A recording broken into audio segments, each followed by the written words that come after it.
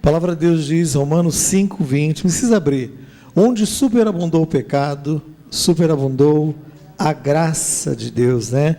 Onde abundou o pecado, superabundou a graça de Deus, né?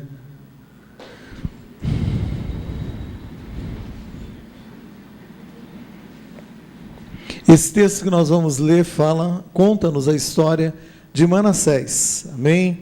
Manassés, ele foi rei ali de Judá. O nome Manassés significa aquele que esquece, né? Então o nome dele significava isso, aquele que se esquece, né? Mas a graça de Deus, de uma maneira tão especial, alcançou este homem. Nós vamos ler um pouco da história deste homem e tirar para as nossas vidas, né, algum ensinamento, né, até mesmo daquilo que nós não devemos fazer, né? E a história de Manassés é uma história de um homem que estava no poder, né, reinando, e um homem que começou a ter uma decadência total, e ele é levado cativo para o reino da Síria, e ali, subjugado ali, ele se humilha a uma ação sobrenatural de Deus, e um final feliz. Mas onde abundou o pecado, superabundou a graça de Deus, amém? Então nós vamos ler esse texto, 2 Crônicas 33, de 1 a 10, diz assim: tinha Manassés 12 anos de idade quando começou a reinar, e 52 anos reinou, 55 anos, aliás, reinou em Jerusalém. Fez o que era mal perante o Senhor, segundo as abominações dos gentios, que o Senhor expulsara das suas possessões de diante dos filhos de Israel. Pois tornou a edificar os altos que Ezequias seu pai havia derribado, levantou altares aos Balaíns, e fez postes ídolos, e se prostrou diante dele, de todo o exército dos céus, e o serviu. Edificou altares na casa do Senhor, da qual o Senhor tinha dito em Jerusalém: porém o meu nome para sempre. Também edificou altares a todo o exército dos céus, nos 2 átrios da casa do Senhor. Queimou seus filhos como oferta no vale do filho de Inom, adivinhava pelas nuvens, era agoureiro, praticava feitiçaria, tratava com necromantes e feiticeiros, e prosseguiu em fazer o que era mal perante o Senhor, para o provocar a ira. Também pôs imagens de esculturas do ídolo que tinha feito na casa de Deus, de que Deus dissera a Davi e a Salomão seu filho: nesta casa, em Jerusalém, que escolhi de todas as tribos de Israel, porei o meu nome para sempre. Não removerei mais o pé de Israel, da terra que destinei a seus pais, contanto que tenham cuidado de fazer tudo o que lhes tenho mandado, toda a lei, os estatutos, os juízos dados por intermédio de Moisés. Manassés fez errar Judá e os moradores de Jerusalém, de maneira que fizera pior que as nações que o Senhor tinha destruído de diante dos filhos de Israel. Falou o Senhor a Manassés e o seu povo, porém não lhe deram ouvidos. Amém? Então, a Bíblia conta a história deste homem. Aqui nesses 10 versos, né, está um pouco da história deste rei, né, que é um dos reis que reinou mais tempo sobre o reino de Judá, né? 55 anos ele reinou. E há um fato curioso na vida deste rei, é que ele foi filho do rei Ezequias, né? Ele nasceu de um milagre sobrenatural, né? Lá em 2 Reis, não precisa abrir, capítulo 20, no verso de 1 em diante até o 6, assim: naqueles dias adoeceu o seu pai Ezequias, né? Adoeceu de uma enfermidade mortal, e veio ter com ele o profeta Isaías, e disse: assim diz o Senhor, põe em ordem a tua casa, né? Porque morrerás e não viverás. Orou Ezequias ao Senhor, e veio a palavra do Senhor a Ezequias, dizendo: assim diz o Senhor, ouvi a tua oração e vi as tuas lágrimas, e eis que eu te curarei. Ao 3º dia subirás à casa do Senhor. Acrescentou aos seus dias 15 anos e defenderei essa cidade por amor de mim e por amor de Davi, meu servo. Então, por que eu falo que o rei Manassés nasceu como num ato de milagre, né? Porque o nascimento do rei Manassés ocorreu nesses 15 anos a mais que Deus tinha dado de vida ao rei Ezequias, né? Porque quando Ezequias morre, diz a palavra de Deus, no comecinho do primeiro verso que nós lemos, de 2 Crônicas 33, 1, diz assim, tinha Manassés 12 anos de idade quando começou a reinar. Amém? Então, automaticamente, fazendo a conta, não precisa ser sábio, expert em matemática, né? Então, nesse período de 15 anos, Manassés nasce, né? Então, é um fruto de um milagre de Deus, de uma intervenção sobrenatural de Deus. Ele tinha uma família, né, temente ao Senhor. Seu pai fez ali, quando reinou ali sobre o reino de Judá, ele operou tremendamente, né, naquele reino, retirando todos os ídolos pagãos que estavam ali, reinando ali sobre o reino de Judá. Era um rei atuante que temia Deus de uma maneira muito especial. Mas, infelizmente, Manassés vem e ele crescendo ainda, né, neste meio, nessa família, né, estruturada, com a morte do pai, ele começa a reinar. Automaticamente, com 12 anos, devia ter alguns tutores, alguns que estavam ali juntamente com ele no comando, né, ali do reino de Judá, e ali ele vai dando as suas ordens, vai concebendo ali as suas ordens, e você vê que o pecado realmente ele vai destruindo, né? Como destruiu a vida, né? Estava destruindo a vida de Manassés.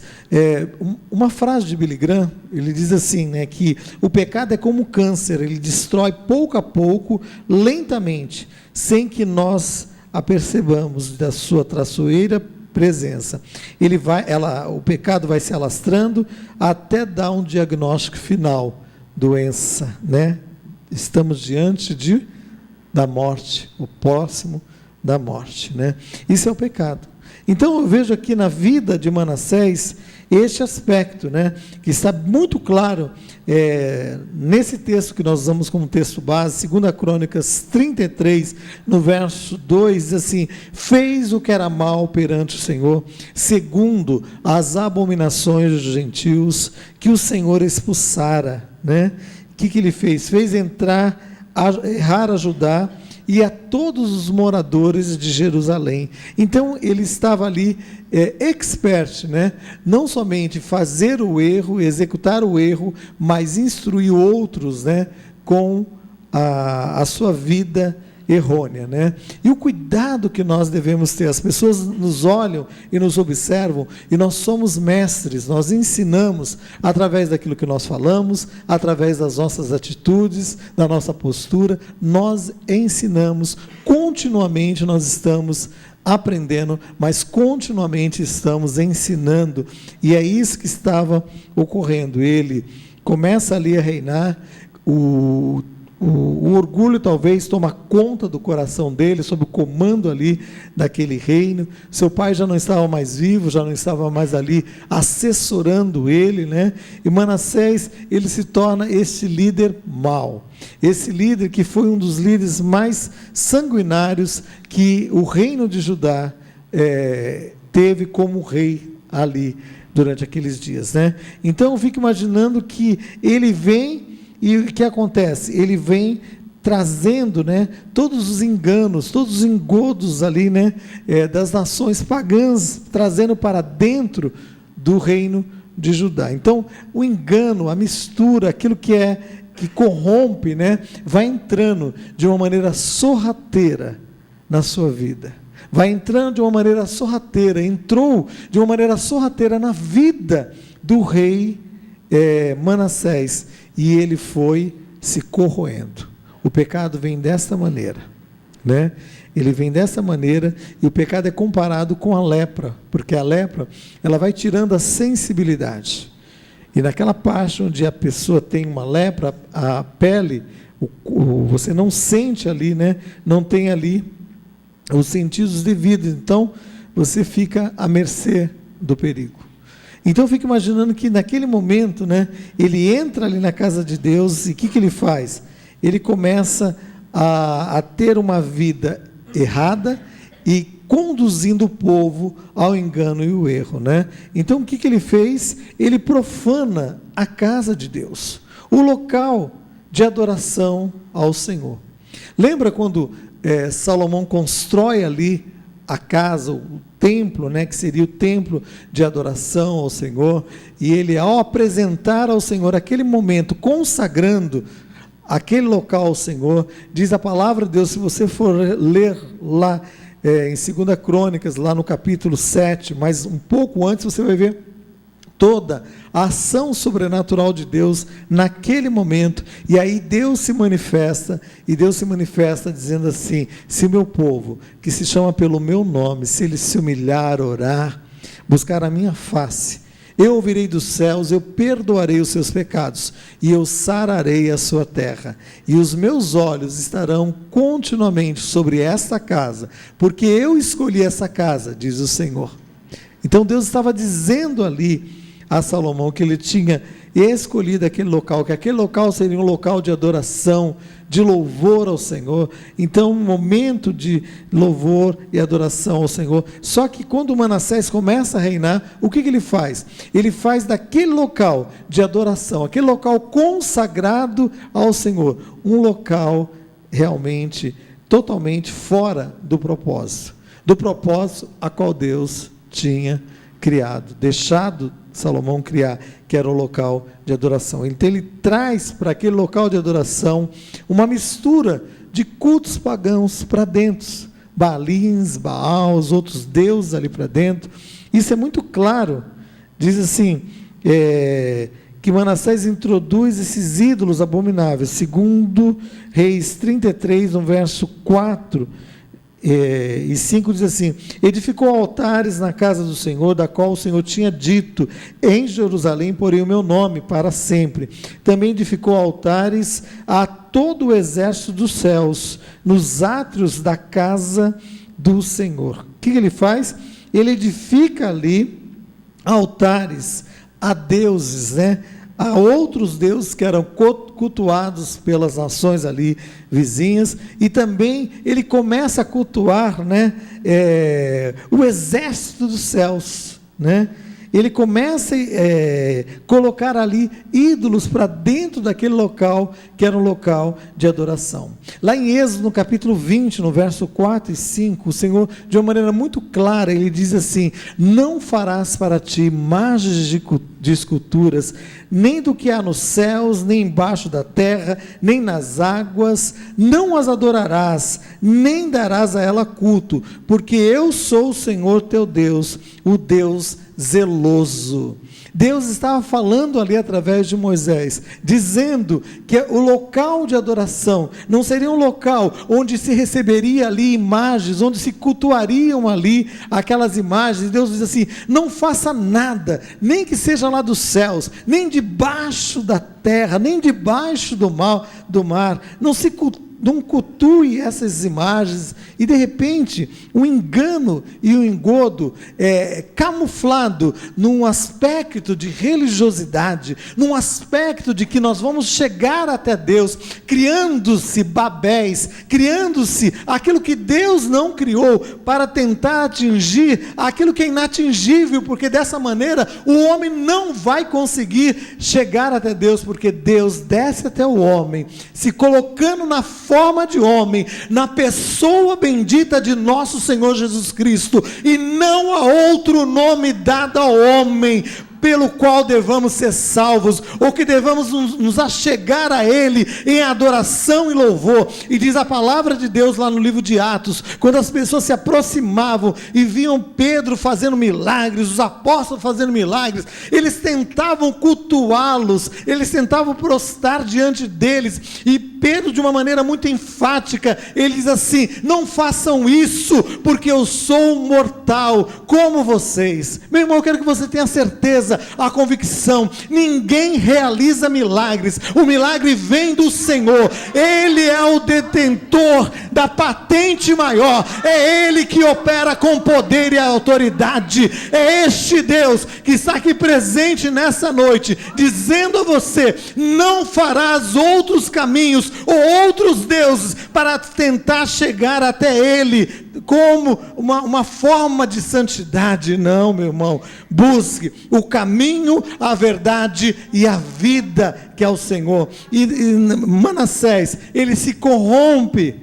nesses conceitos errados, e os conceitos errados vão entrando, vão corroendo, meu amado irmão, vão corroendo de uma maneira tão sagaz, tão sutil, que você não percebe. De repente você está alheio às coisas de Deus, de repente você está alheio, não tem mais prazer em ler a palavra de Deus, não tem mais prazer em ir à casa do Senhor, não tem mais prazer de falar das coisas de Deus, e a tua boca começa a falar coisas que não edificam você e não edificam ninguém, meu amado irmão. Eu quero que você tenha isso no seu coração. Eu quero falar nessa noite, através da vida deste homem, como o pecado vem e corrói, mata, traz o homem o castigo devido, e ele sofre as consequências, e nós sofremos as consequências, meu amado irmão, porque o salário do pecado é a morte.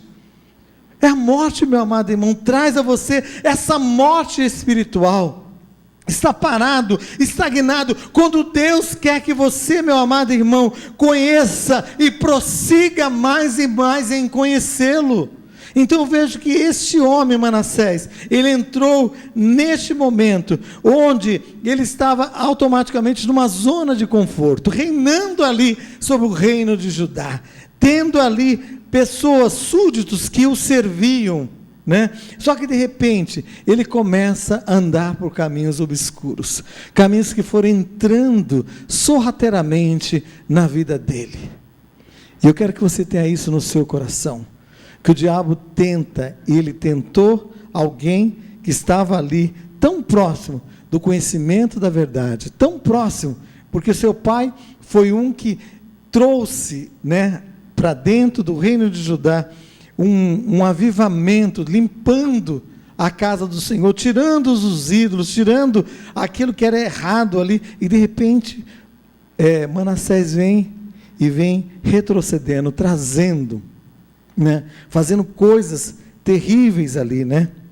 Manassés também, ele derrama muito sangue inocente durante o seu reinado, né? Ele se envolve lá no 2 Crônicas 33, que nós estamos lendo no verso 6, diz que ele queimou seus filhos com oferta no vale de Inom. Ele praticava o que a feitiçaria, tratava com necromantes e prosseguia em fazer o que era mal perante o Senhor, para provocar a ira do Senhor. Lá no livro de Jeremias, no capítulo 7, no verso 31, diz assim: edificaram nos altos de Tofete, que está no vale de Inom, para queimarem seus filhos e suas filhas, o que eu nunca ordenei. Eu quero que você entenda, meu amado irmão, que o engano vem de uma maneira sorrateira, de uma forma espiritual, dizendo que é verdadeiro, quando Deus diz: eu nunca mandei, eu nunca falei para fazer isso. Tenha isso no teu coração: conhecereis a verdade e ela vos libertará. Norteia a tua vida de fé através da verdade, que é essa palavra. O Espírito Santo da verdade, ele habita na nossa vida e ele nos convence da verdade. Não é o pastor João Carlos que convence você da verdade, não é qualquer outro pastor ou líder, é o Espírito Santo de Deus, meu amado irmão.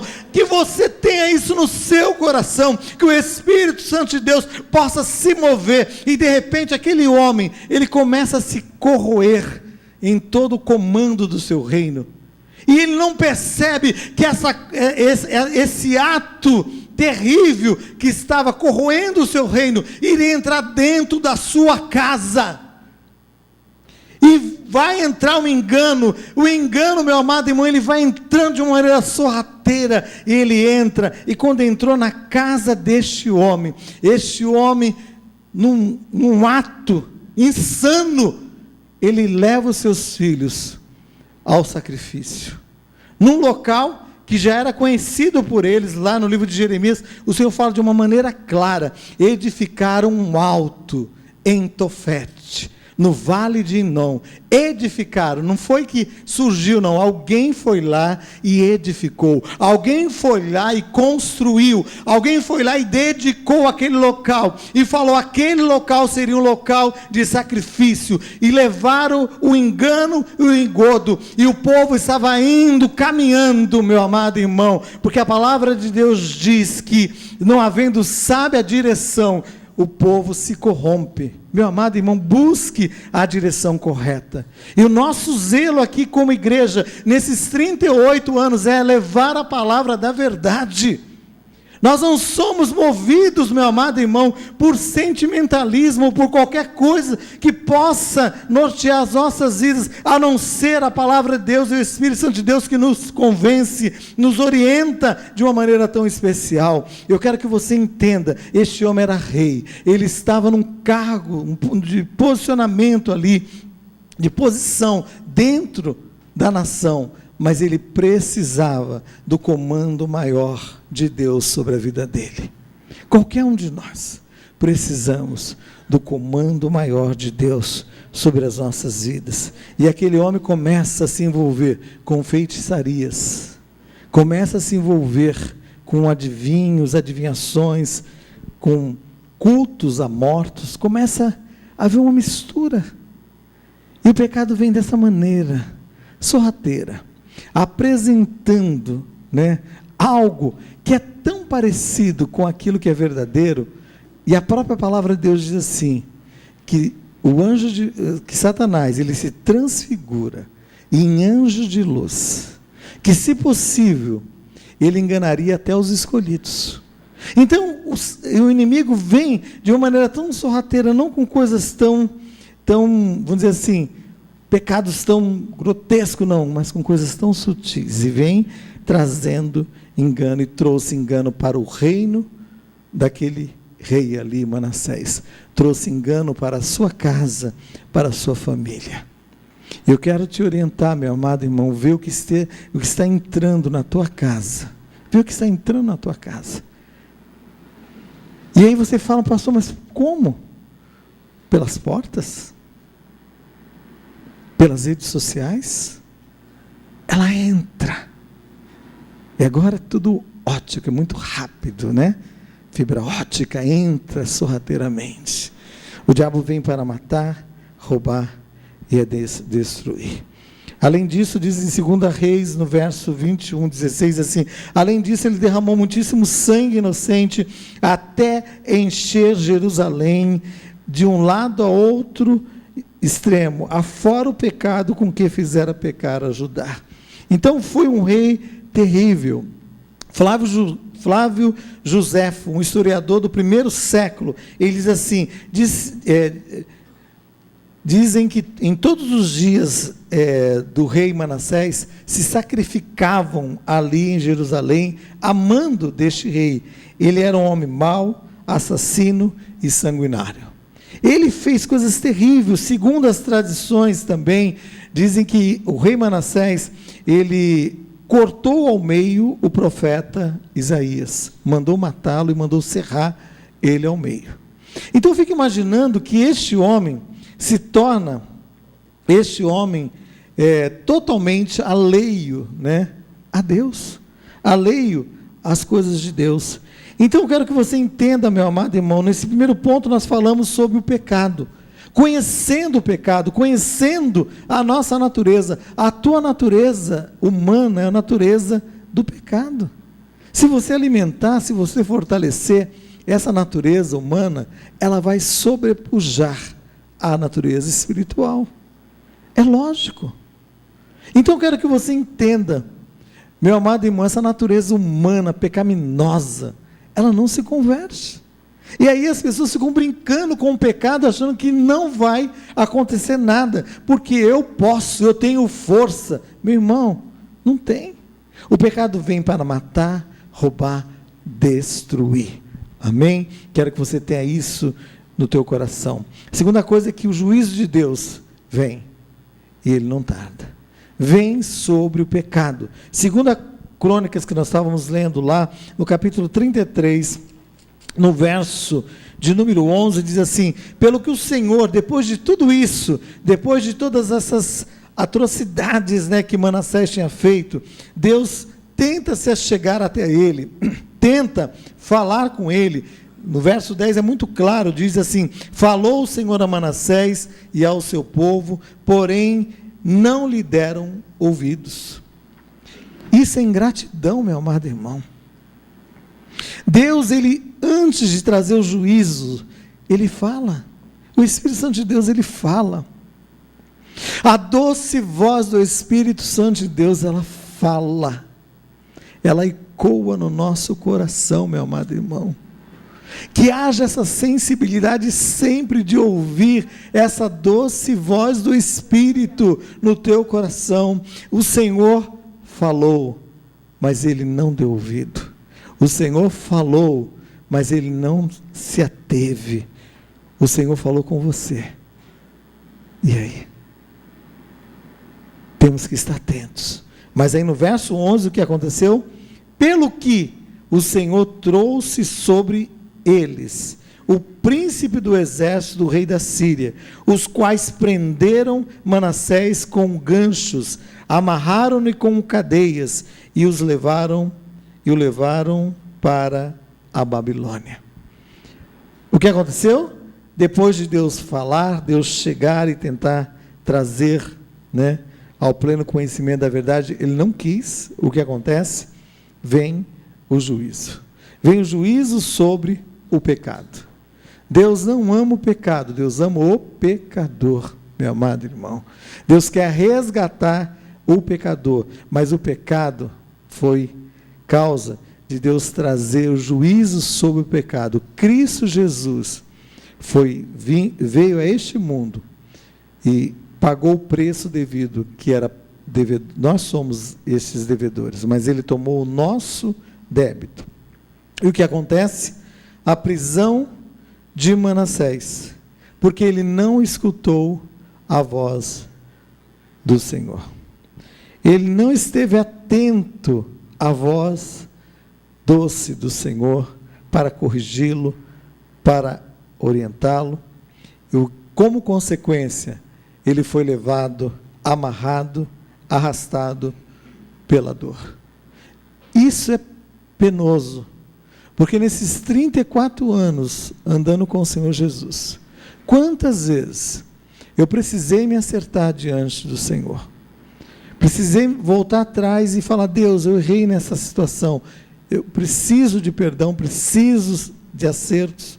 Quantas vezes?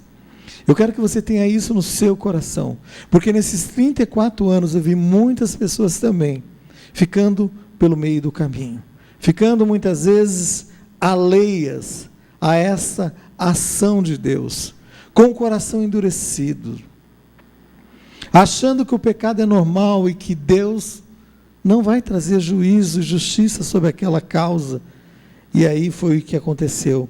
Esse homem foi levado pelo rei da Síria, foi levado para a Babilônia, foi levado amarrado, foi levado, puxado por um gancho, né, no seu nariz.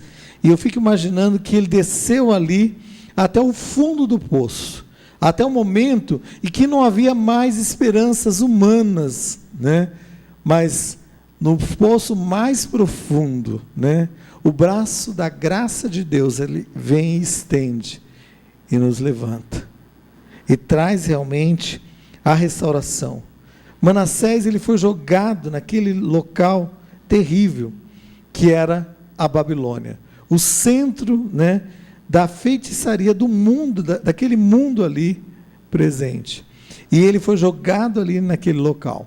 No livro de Colossenses, no capítulo 2, no verso 14 e 15, diz assim: tendo cancelado tendo cancelado os escritos de dívidas que nos era contrário, removeu inteiramente, encravando-os na cruz, e despojando os principados, publicamente os expôs ao desprezo, triunfando deles na cruz. O que ele fez? Publicamente, despojando os principados e potestades, publicamente os expôs ao desprezo, triunfando neles na cruz. Então, esta era a visão do conquistador sobre aquele povo que era conquistado. Então, o que acontece? O rei que era conquistado ou subjugado, ele era exposto à frente do seu exército. E o seu exército entrava acorrentado, amarrado, ali por dentro da cidade, do reino, que o tinha conquistado. E ali ele entrava sendo exposto, à humilhação, ao desprezo. Então, quando o apóstolo Paulo escreve sobre essa questão da dívida, ou da cédula que nos era contrária, ele diz assim, tendo Deus, através de Cristo Jesus, através do sacrifício vivo, que uma vez por todas, foi feito ali na cruz do Calvário, tendo cancelado a nossa dívida, que era contrária contra nós, removeu-a inteiramente, encravando-a na cruz, despojando os principados e potestades, despojando e publicamente os expôs ao desprezo. Era essa atitude que o próprio rei Manassés estava enfrentando ali, a de entrar ali, no reino que o conquistou, de uma maneira vergonhosa, subjugado pelo adversário. E foi isso que o Senhor fez. Mas eu fico imaginando, por que ele chegou nesse ponto? Porque, meu amado irmão, lá em Romanos 6:23, assim, o salário do pecado é a morte. O salário do pecado é a morte. E esse salário, ele não aumenta, ele não diminui. É o mesmo soldo, é o mesmo valor. Passa-se governos, sai governos, entra outros governos, o salário continua o mesmo. Então eu quero que você entenda que por causa do pecado, o pecado levou aquele homem àquele momento de vergonha, aquele momento de ser exposto diante do público ali, diante dos seus súditos também, que estavam ali passando aquele momento de vergonha, diante do reino que o conquistou. Então era um momento de ultraje, de vergonha. Meu amado irmão, nesses 34 anos também andando com Jesus, já vi muitas pessoas passando por momentos assim, pessoas que através desses momentos foram restauradas, foram curadas, foram transformadas, mas outras se rebelaram contra essa ação, essa correção de Deus, e foram de mal a pior.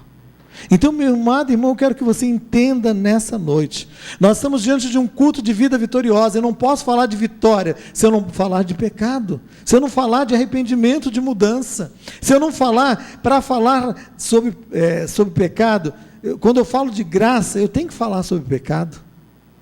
Porque a graça de Deus é expressa quando o pecado é confrontado, quando o pecado é colocado, encravado ali na cruz do Calvário, a graça de Deus se manifesta, a superabundante graça de Deus, que faz com que nós sejamos perdoados.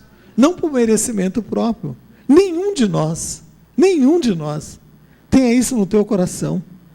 E eu louvo a Deus por isso, porque, meu amado irmão, quem tem poder para perdoar pecados é o Senhor, e Ele perdoa, Ele te perdoa, Ele restaura a tua vida.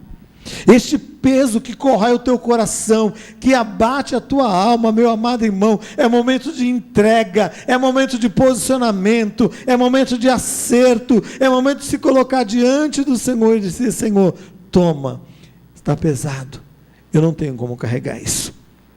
Então, o juízo de Deus veio sobre o pecado de Manassés. E Manassés caiu cativo ali no reino da Babilônia. Deus colocou ele ali naquele momento, creio, para preservá-los. Preservá-lo do inferno. Então tem momentos que você não entende o agir de Deus, ou a pressão que esse agir de Deus promove sobre a sua vida, pela situação que você está passando, mas Deus está te preservando, Deus está te guardando, preservando a tua vida, preservando. E agora vem a superabundante graça de Deus, a conversão deste homem, a conversão do rei Manassés. Lá em 2 Crônicas 33, no verso de número 13, diz assim, 33, 13, diz assim, fez-lhe oração e Deus se tornou favorável para com ele. Atendeu-lhe a súplica e o fez voltar para Jerusalém ao seu reino. Então reconheceu Manassés que o Senhor era Deus. A superabundante graça de Deus, trazendo a conversão de Manassés. A superabundante graça de Deus, que vem sobre a sua vida, transformando a sua vida. Diz que ele orou ao Senhor, diz que ele se colocou diante do Senhor, e orando ao Senhor, o Senhor ouviu a sua oração, e Deus lhe, diz a palavra de Deus, se tornou favorável a Manassés. Talvez você esteja orando por alguém, que não seja tão terrível como Manassés, mas precisa dessa graça, dessa superabundante graça de Deus. Que a superabundante graça de Deus possa vir nesse coração, transformando de uma maneira tremenda. A infinita graça de Deus, como diz lá em Efésios, no capítulo 2, o verso 4, diz assim, mas Deus, que é rico em misericórdia, Deus que é rico em misericórdia, por causa do grande amor com que nos amou, estando nós mortos em nossos delitos e pecados, juntamente com Cristo, pela graça sois salvos. Amém? Pela graça sois salvos. Deus que é rico em misericórdia, Deus que, por causa do amor com quem nos amou, estando nós mortos nos nossos delitos e pecados, o que Ele fez? Ele nos deu vida, juntamente com Cristo. Não existe causa perdida, meu amado irmão. Não existe causa perdida para o Senhor. Não existe. Efésios 2,8 diz assim, porque pela graça sois salvos, mediante a fé. Isso não vem de vós, é dom de Deus. Não vem das obras, para que ninguém se glorie. Ninguém vai conseguir chegar diante de Deus e dizer assim, Deus, eu estou aqui porque eu tenho um mérito próprio. Não, pela graça sois salvos. Jesus é o caminho, a verdade e a vida. A humilhação de Manassés e a sua oração, que Deus possa levar você, levar essa pessoa que você está colocando também diante de Deus, a esse momento de humilhação. No capítulo 12, no verso 12, diz assim, ele angustiado suplicou deveras ao Senhor, seu Deus, e muito se humilhou perante o Deus de seus pais. Houve um momento que ele teve que reconhecer o seu erro, e é neste momento que você tem que entender uma coisa. Eu tenho isso no meu coração. Eu oro por pessoas que estão passando por esse momento do tratar de Deus, mas eu sempre peço a Deus que não tire a mão dele. E então é interessante porque eu vou orar e às vezes a gente fica muito empolgado, né? Senhor, vai, tira essa mão. Não, eu falei, Deus, continua com a sua mão. Eu não vou tirar a sua mão vai continuar lá em cima, agindo, atuando. Eu não quero impedir o agir de Deus. Eu não quero. Por mais doloroso que seja, por mais que este momento seja um momento de um tratar que doa o teu coração, que doa este coração, meu amado irmão, espere este momento, o momento da humilhação, o momento de se colocar diante de Deus, reconhecendo o seu erro. Diz que ele, angustiado, suplicou deveras ao Senhor. Lembra do filho pródigo? Ele estava num momento de desespero, passando necessidade, passando fome, perdeu todos os amigos, porque todos os amigos tinham um interesse do filho pródigo, que era o interesse monetário. O interesse monetário faz com que as pessoas tenham muitos amigos. interesseiros. Mas o que aconteceu? Acabou-se o dinheiro. E quando acabou-se o dinheiro, acabou-se os amigos. E aí diz a palavra de Deus que ele estava ali lutando com os porcos para comer a comida que os porcos comiam. Já imagina aqueles porco gordo, ele lutando com os porcos, e os porcos tentando ir por cima dele, ele lutando, tentando pegar, e as pessoas que eram os guardiões ali daqueles porcos ali, não deixava aquele jovem comer. Aí diz a palavra de Deus assim, que ele caindo em si, ele disse: quantos trabalhadores do meu pai têm um salário digno, uma moradia digna, uma comida digna, e eu aqui estou padecendo neste momento de aflição. Levantar-me-ei, irei ter com meu pai, e direi: pai, pequei contra os céus, e pequei contra ti. Que essa ação sobrenatural de Deus venha sobre essa pessoa agora, em nome de Jesus. Que essa ação sobrenatural de Deus venha trazendo o engano e engodo que o pecado traz aos corações, fazendo com que haja mudança, meu amado irmão. E foi isso que aconteceu com Manassés. Cheio de pompas, como rei soberano, achando que podia fazer o que queria, se enganou, estava ali cativo, estava ali com argolas no nariz, e era um símbolo, quando o cativo era aprisionado, eles colocavam uma argola, significando que ele era prisioneiro, ele estava aprisionado. Mas, meus irmãos, em nome de Jesus, cadeias serão quebradas em nome de Jesus. Cadeias serão quebradas pelo poder que há no nome de Jesus, meu amado irmão.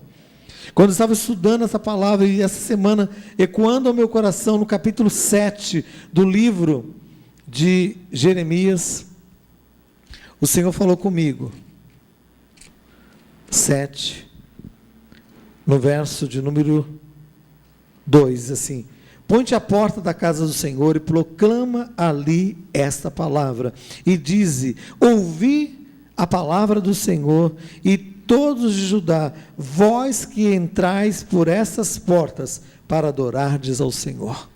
Foi isso que Deus falou: vá à porta de Judá, apregoe essa palavra. Falar essa palavra, ministrar essa palavra não é fácil. Não é fácil ao meu coração, porque é uma palavra que traz uma palavra de acerto, de posicionamento, de reconhecimento de que somos pecadores, e somos pecadores que, meu amado irmão, é como uma casa.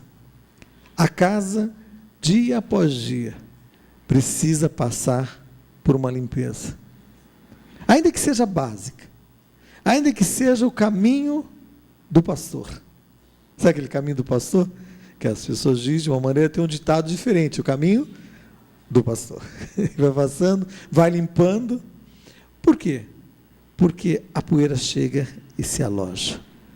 Você entra em algumas casas, eu tenho acesso a várias casas, né, que eu dou ceia para várias pessoas e tal, e eu entro, e as pessoas, naquele dia, elas limpam tudinho, deixam. Tudo bem, todo dia eu sei que você faz isso, mas se você deixar 2 dias sem limpar aquela sua estante, o que vai acontecer? Você passa e tem o quê? Poeira. Você limpou e está ali. Quem é alérgico, como eu, né, tem que ter um cuidado redobrado, né, de 2 e 3 dias, dar uma passada com pano úmido, alguma coisa. Por quê? Porque é loja. Então não é descuido, não é você é uma pessoa relaxada, de maneira nenhuma. É porque a poeira, como pecado, é tão sorrateiro, é tão sutil, ela entra, ela vai corroendo, e foi isso que aconteceu, ao ponto do rei Manassés estar ali preso, está ali sem condições de fazer mais nada. E aí diz a palavra de Deus que, angustiado, ele clamou ao Senhor. A palavra de Deus diz assim: clama a mim, eu vou te responder. Eu vou te responder, eu vou te anunciar coisas grandes e ocultas que você não sabe.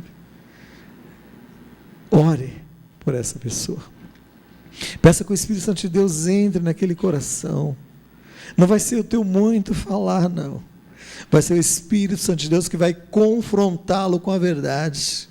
Vai confrontá-lo com a verdade, essa verdade que liberta, que cura, que restaura. Diz a palavra de Deus, lá em 2 Crônicas, capítulo 6, no verso 21, quando Salomão está ali, preparando aquele local para ser o local consagrado ao Senhor. Aí diz assim, lá em 2 Crônicas 6, 21 e 27, diz assim: ouve, pois, a súplica do teu servo e do teu povo, Israel, quando orarem neste lugar, ouve do lugar da tua habitação, dos céus, ouve e perdoa-nos. Ouve e perdoa-nos. 2 Crônicas 6, 21. Só que no 27, o que ele diz no 27? Diz assim: ensinando-nos, o quê? Ensinando-lhes o bom caminho que andem. Então Deus vai ouvir, Deus vai te perdoar, mas Deus quer te ensinar o caminho que você deve andar. E quando a gente está fazendo alguma coisa errada, ou que não é correta, e alguém vem nos corrigir, ninguém gosta de ser corrigido, é verdade, ninguém gosta. Ô irmão, você está fazendo errado, ninguém gosta, porque você quer andar de uma maneira correta. Mas, meu amado irmão, que o Espírito Santo de Deus tenha a liberdade de dizer para você: olha, você está andando errado neste caminho. É necessário acerto, é necessário posicionamento, é necessário que você faça uma limpeza na sua casa espiritual, para que a poeira não venha e se aloje, para que a amargura, a tristeza venha corroer o teu coração. E às vezes não são pecados tão terríveis, né? Não é adultério, não é prostituição, mas é de uma maneira tão sutil. A amargura, a angústia, a tristeza.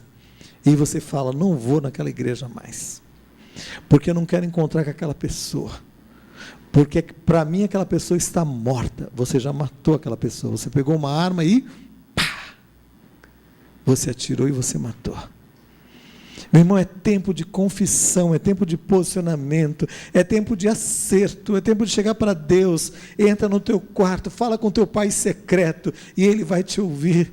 Quantas palavras foram detonadas pela tua boca para matar pessoas? Quantas vezes eu preciso me policiar, eu como líder, quantas vezes com uma palavra eu mato alguém, né? Espiritualmente. Eu não quero isso. E quantas vezes eu preciso voltar atrás, eu preciso me acertar.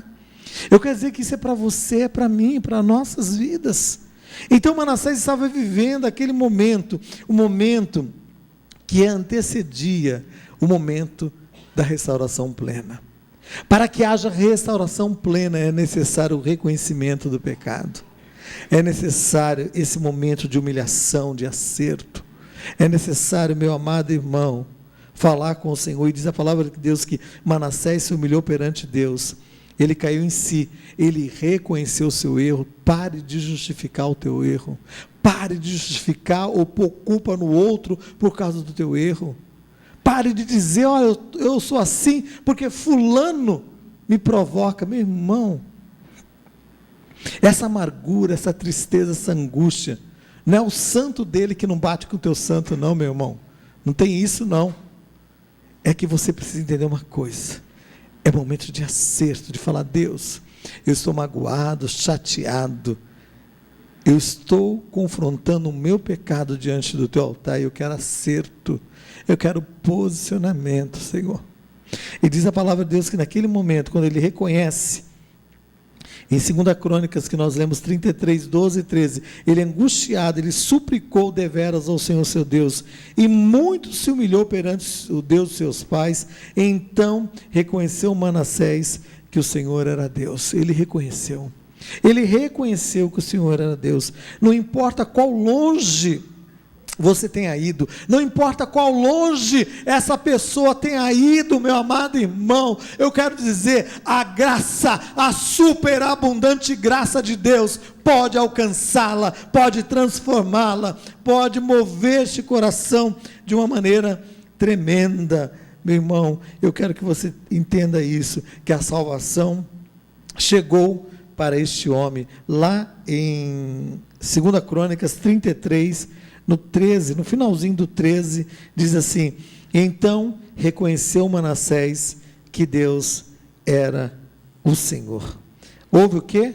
Arrependimento. Arrependimento implica em mudança. Arrependimento, a palavra arrependimento no original quer dizer metanoia, quer dizer mudança de mente. Mudança de mente.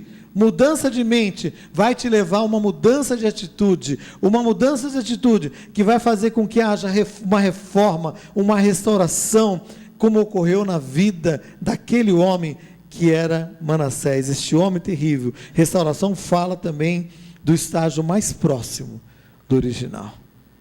Restauração fala deste momento, do estágio mais próximo. Então Manassés foi levado pelo Senhor, naquele momento de dor, de tristeza, de angústia, no buraco mais fundo, do poço mais fundo que ele entrou. Deus se manifesta àquele homem, e diz a palavra de Deus no verso seguinte, diz assim: o que ele faz? Depois disso, ele edificou um muro fora da cidade de Davi, ao ocidente de Gion, no vale, e a entrada da porta do peixe, abrangendo Ofel, e levantou muito, o quê? Muito? Levantou o quê? Levantou o quê? Alto, muito alto, significando o quê? Proteção, significando o quê? A cidade deveria ser protegida. Ele falou: eu não vou fazer somente esta altura, eu vou fazer muito alto. Eu vou fazer muito alto, porque o inimigo chegou, saqueou, fez o que ele quis, mas hoje esse terreno é de Deus, este local é consagrado ao Senhor, a tua vida é consagrada ao Senhor, meu amado irmão. Tenha isso no teu coração, essa vida também, ore, que seja consagrada ao Senhor, em nome de Jesus. E aí levanta o quê? O muro mais alto. Também pôs o quê? Chefes militares em todas as cidades fortificadas de Judá. E aí ele entra na casa do Senhor. E o que ele faz? No 15, tirou da casa do Senhor os deuses estranhos, os ídolos, como também todos os altares que edificaram no monte da casa do Senhor em Jerusalém, e lançou fora da cidade. Entra na tua casa, na tua vida espiritual, tira tudo aquilo que está corroendo a tua vida espiritual, joga para fora, fora da cidade, fora do teu alcance, fora dos teus olhos, meu amado irmão. É uma atitude o quê? Radical. E aí o que ele faz? Ele vai para dentro do local mais santo do templo. Qual é o local mais santo? O altar, onde eram apresentadas as ofertas. O que ele faz no verso 16?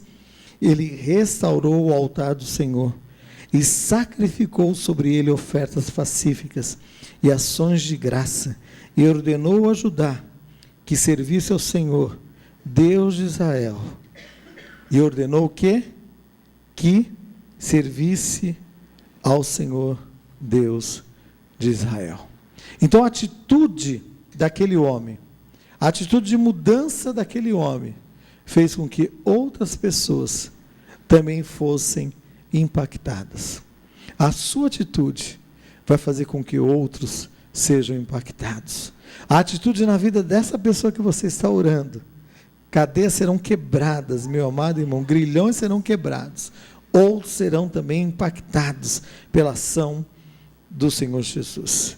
Mas comece todo esse processo de restauração pelos muros, aumentando os muros de proteção.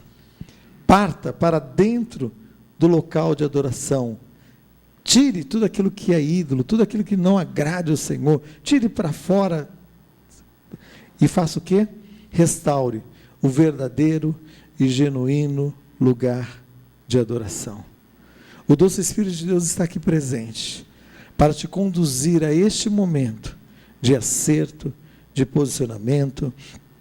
Como diz lá em Josué, capítulo 24, 14, diz assim: agora, pois, temei ao Senhor, servi-o com integridade e com fidelidade. Jogai fora os deuses aos quais serviram vossos pais. Escolheis hoje a quem sirvais. Aos deuses dos amorreus, eu e a minha casa serviremos ao Senhor. Hoje é momento de posicionamento. Eu quero orar com você. Eu quero que você feche os seus olhos aí no teu lugar nessa hora. Hoje é dia. Hoje é o momento. Hoje é dia de se voltar para Deus de todo o teu coração. E Ele vai ouvir o teu clamor. Este homem foi terrível. Manassés foi um rei terrível. Mas a graça, a superabundante graça de Deus, veio sobre a sua vida. O alcançou de uma maneira tremenda. Transformou toda a sua vida. E a palavra de Deus diz: onde abundou o pecado, superabundou a graça de Deus. E eu quero orar neste momento, com você que está apresentando alguém diante do Senhor, alguém que você sabe que está indo por este caminho e precisa dessa superabundante graça de Deus sobre a vida dele. Eu quero que você fique em pé no seu lugar. Você esteja colocando essa vida diante do Senhor. Eu não conheço quem é esta pessoa. Eu não sei por onde ela anda. Eu sei de uma coisa. Você tem sofrido muitas vezes por causa dessa situação. Mas é momento de entrega agora. E a palavra de Deus diz assim: entrega. Entrega. Entrega o teu caminho ao Senhor. Entrega essa situação ao Senhor. Confia no Senhor. E Ele, Deus, o mais Ele vai fazer. Eu creio que é tempo. É tempo de restauração. Ninguém botava fé que Manassés voltaria ao comando do seu reino. As atitudes dele certamente comprovavam todo esse descrédito. Mas um coração contrito e arrependido, o Senhor não desprezará. Eu creio nessa ação sobrenatural de Deus, que vem através do Espírito Santo de Deus. E você está colocando alguém diante do Senhor. Agora é com você que Deus está falando, você pessoalmente. É o momento de você se colocar também em pé diante do Senhor e dizer: Deus, é comigo, Senhor. Eu preciso, Senhor Deus, deste acerto, deste posicionamento. Senhor Deus, eu quero colocar, Deus, diante do teu altar, esta vida, este coração diante do Senhor, Deus. Porque agindo, Deus, o Senhor, ninguém, absolutamente ninguém tem o poder de impedir, Senhor. Porque onde abundou a graça, superabundou. Onde abundou o pecado, aliás, superabundou a graça, Deus. Onde o pecado tem abundância, tem a superabundante graça de Deus para perdoar, para restaurar, Senhor. Em nome de Jesus, Senhor. Eu quero apresentar essa vida diante do Senhor. Eu quero apresentar este coração diante do Senhor, Deus. Senhor, e como aquele centurião, Senhor Deus, que ao orar, ao pedir a oração pelo seu servo,